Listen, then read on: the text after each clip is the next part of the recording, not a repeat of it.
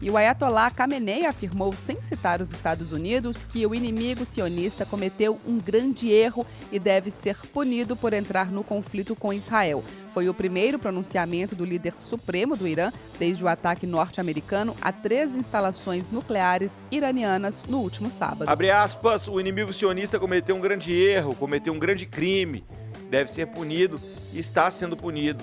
Está sendo punido neste exato momento, foi o que disse Khamenei em sua conta na rede social X. Central 98.1.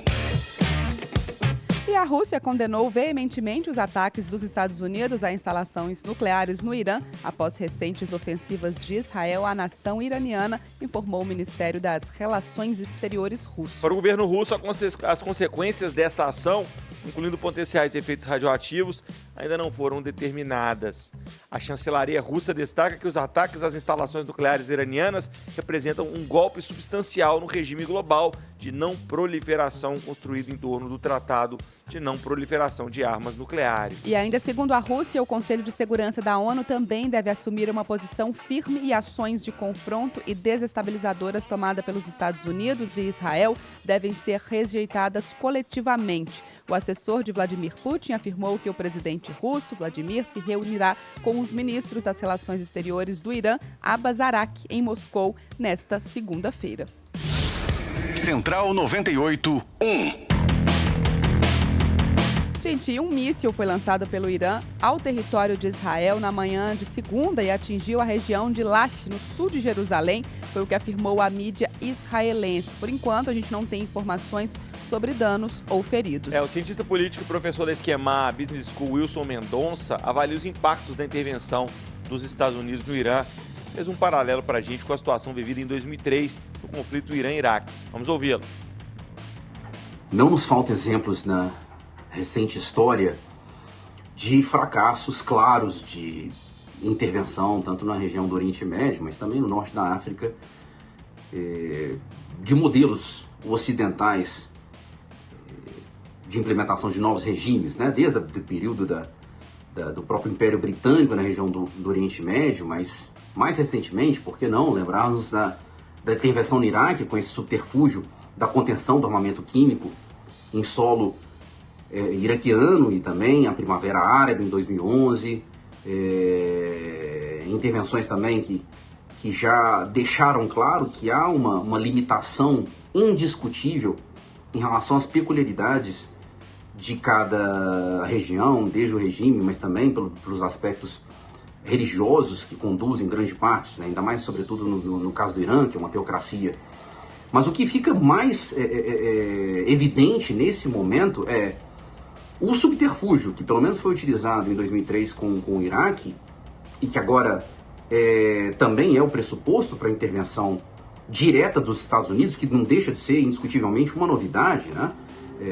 Essa intervenção direta, inclusive passando por cima do Congresso. O que nos chama muitíssima atenção é se claramente já está explícita a necessidade de uma mudança de regime que utiliza como pano de fundo o fim do enriquecimento de urânio para fins militares do Irã, fica também a pergunta: será que nós, com todos esses outros eventos, não conseguimos aprender que esse formato de imposição não deixa de ser um formato extremamente fracassado e que sim, ele vai transbordar para outras regiões do Oriente Médio, haja vista a influência que o próprio Irã tem em outras instituições, como Hezbollah, Hamas, os Houthis? Então esse, para mim, é o principal ponto a ser discutido e analisado a partir de agora. O parlamento do Irã aprovou uma proposta para o fechamento do Estreito de Hormuz, uma das principais rotas mundiais de transporte de petróleo e gás. Isso em resposta aos ataques aéreos realizados pelos Estados Unidos contra as instalações nucleares iranianas. A decisão foi comunicada por veículos de imprensa locais, mas ainda depende de aprovação do Conselho Supremo de Segurança Nacional, que não estabeleceu prazo para a definição.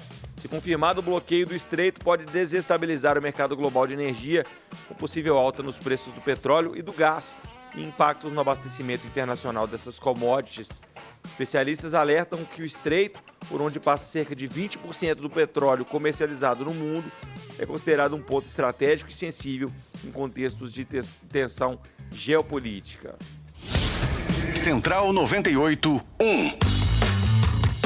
E o diretor-geral da Agência Internacional de Energia Atômica, Rafael Mariano Grossi, informou que convocou uma reunião de emergência para a manhã de hoje com os membros da entidade para continuar o exame das instalações nucleares do Irã. Ele contextualizou a situação após os ataques aéreos dos Estados Unidos às instalações nucleares do Irã, que podem gerar a possibilidade de agravamento e ampliação do conflito na região, é o que diz a autoridade.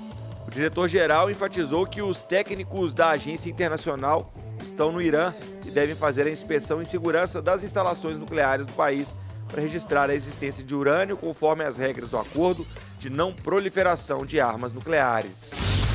Central 98.1. A gente falando agora também sobre o posicionamento do governo brasileiro que condenou os ataques dos Estados Unidos ao Irã. Em nota, o Itamaraty afirmou que vê com grave preocupação a escalada militar no Oriente Médio e que a ofensiva norte-americana viola a soberania do Irã e do direito internacional. Ainda segundo a nota, o governo brasileiro reiterou sua posição histórica em favor do uso exclusivo da energia nuclear para fins pacíficos e rejeitou com firmeza qualquer forma de proliferação nuclear, especialmente em regiões marcadas por instabilidade geopolítica como o Oriente Médio.